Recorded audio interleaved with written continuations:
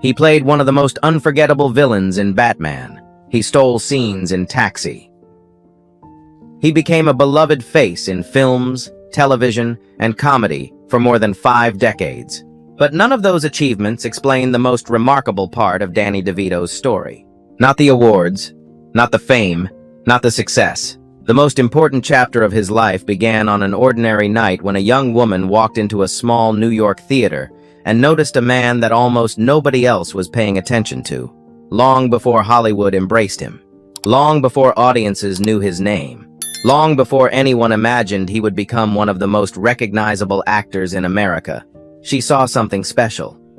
And more than 50 years later, Danny DeVito still talks about that moment as if it happened yesterday. At 81 years old, he has lived through enormous success, painful setbacks, and personal challenges that many people never knew existed. Yet when he reflects on the story of his life, one person remains at the center of it all: Rhea Perlman, the woman who believed in him before the world did. To understand why that matters so much, you have to go back to the beginning.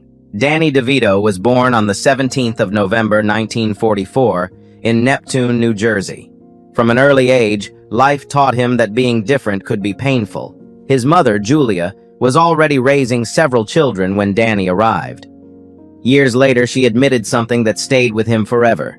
She hadn't wanted another child. It was an honest confession, followed by the reassurance that she was proud of the man he became. But children rarely hear the second part as loudly as the first. For Danny, that feeling lingered. The feeling that he had arrived unexpectedly, that he wasn't quite what the world had been hoping for. At home, things were often complicated. His father owned a candy shop and was known around town as a friendly and hard-working man. During the day, everything seemed normal. At night, it could be different. Alcohol changed the atmosphere of the house. Like many children raised in unpredictable homes, Danny learned how to read moods before words were spoken. He learned when to stay quiet, when to disappear, when to avoid trouble. Those lessons followed him into adulthood. But there was another challenge that would shape nearly every aspect of his life. Danny was born with a rare genetic condition that affected his bone growth and joints. As a result, he grew to only 4 feet 10 inches tall. Most people focused on his height. Danny focused on something else: the pain. The condition affected his knees, hips, back, and joints. Even as a young man, physical discomfort became part of daily life. Yet, he rarely talked about it. In the entertainment industry, weakness was considered dangerous. Hollywood wanted confidence, strength, perfection. So Danny learned to smile through pain and keep moving forward. By the time he arrived in New York as a young actor, he had already heard countless reasons why he would never succeed. Too short, too different, too unusual. Still, he refused to quit. Money was constantly tight. For a period, he shared a tiny apartment with another struggling actor named Michael Douglas. Sometimes they survived on canned food. Sometimes they spent their last dollars trying to promote themselves. Michael Douglas began finding work. Danny kept hearing the word no, again, and again, and again.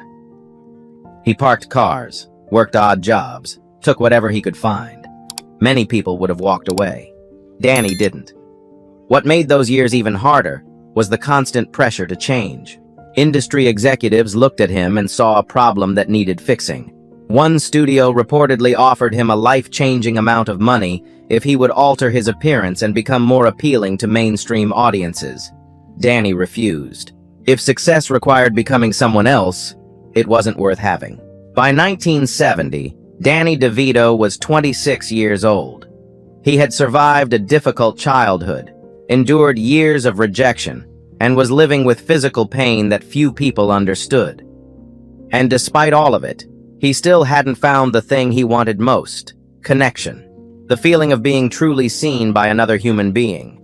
Then, one winter night changed everything. On the 17th of January, 1970, a small off-Broadway production called The Shrinking Bride was being performed in New York City. A young woman named Rhea Perlman attended because a friend of hers was in the cast. That was the only reason she was there. She had no idea she was about to meet the man who would change her life forever. As the performance began, Rhea watched the actors on stage. Then one performer captured her attention completely.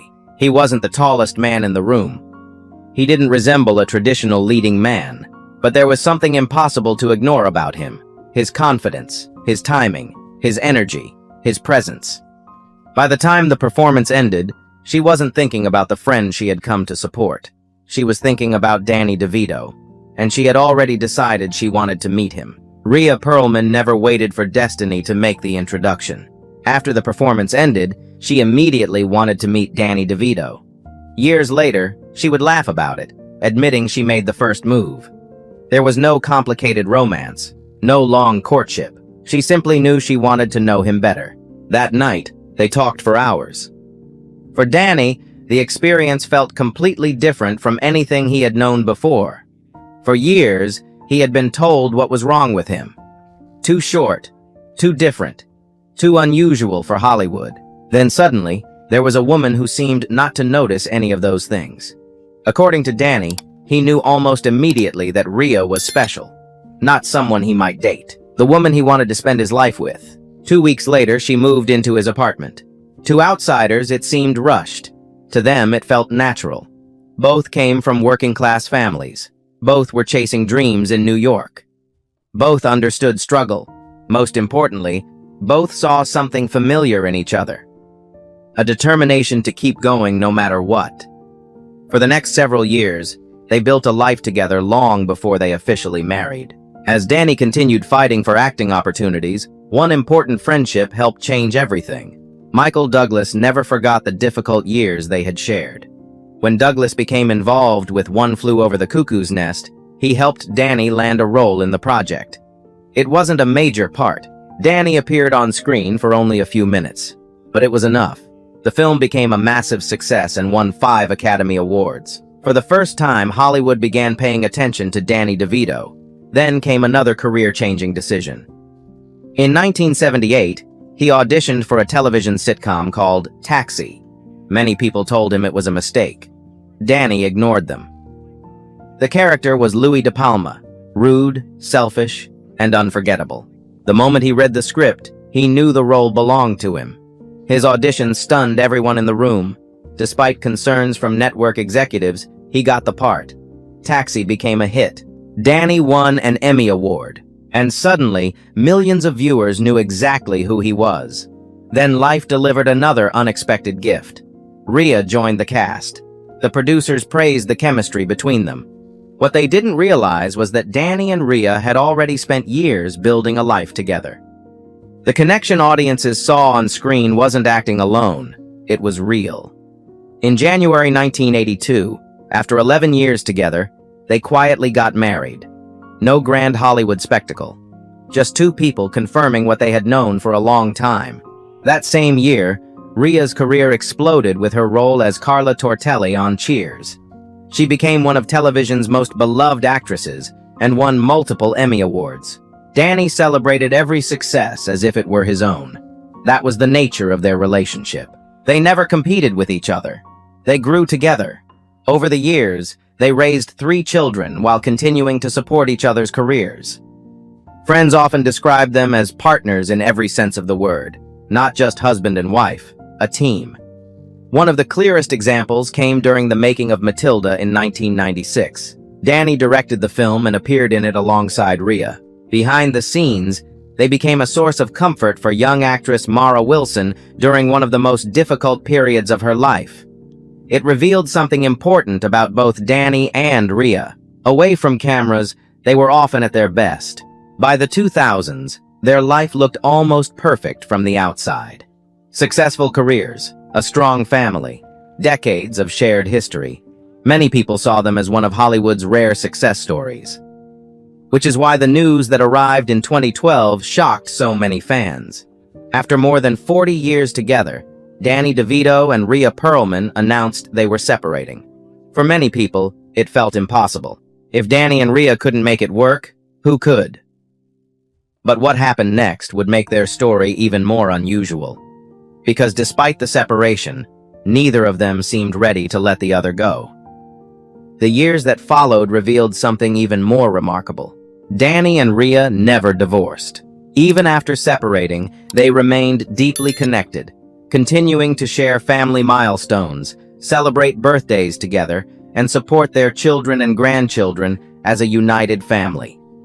When people asked why they never officially ended the marriage, neither seemed interested in dramatic explanations. There was simply too much history, too much friendship, too much love. Over time, their relationship evolved into something that did not fit Hollywood's usual definition of a happy ending. They no longer lived exactly the life they once had, but they never truly walked away from one another. Danny often spoke about Rhea with the warmth of someone who had never stopped caring. And when Rhea was asked whether they would ever divorce, her response was wonderfully simple. Why? Perhaps that is what makes their story so memorable. Not that it was perfect. Not that it survived without challenges. But that two people who found each other when nobody else was looking somehow refused to become strangers. At 81, Danny DeVito still speaks about family, gratitude, and the woman who believed in him before the rest of the world did. And maybe that is the real story. Not the fame, not the awards, not the success.